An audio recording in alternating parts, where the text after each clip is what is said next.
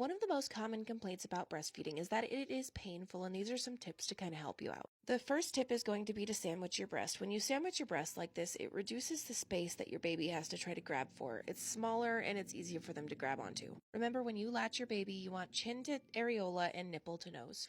The next tip is actually to use your hand pump to draw the nipple out.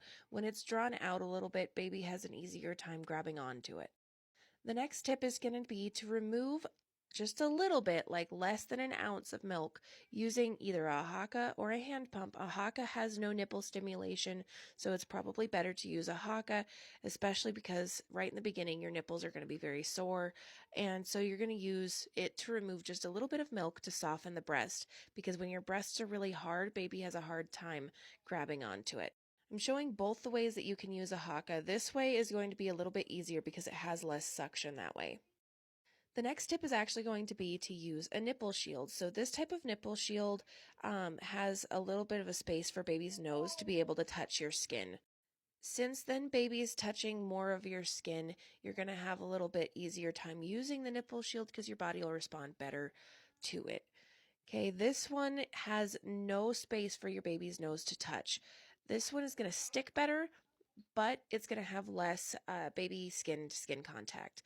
You can put some lubrication. I like to use lanolin inside of the nipple shield to kind of lubricate it so there's less friction, and this helps with the pain because there's a barrier between your skin and baby's mouth. This type of nipple shield is a last resort though. This one has a lot thicker of silicone, so there's less stimulation for less milk production. If you're going to use this, try to use a haka on the other side to keep your milk up. Just showing how to use this nipple shield. When you use the hand pump, it actually fills the nipple up with milk, and then it helps suction it onto your breast. This one is more for if your baby absolutely will not latch at all. So the next tip that I'm going to show is to actually use a silicone milk collector.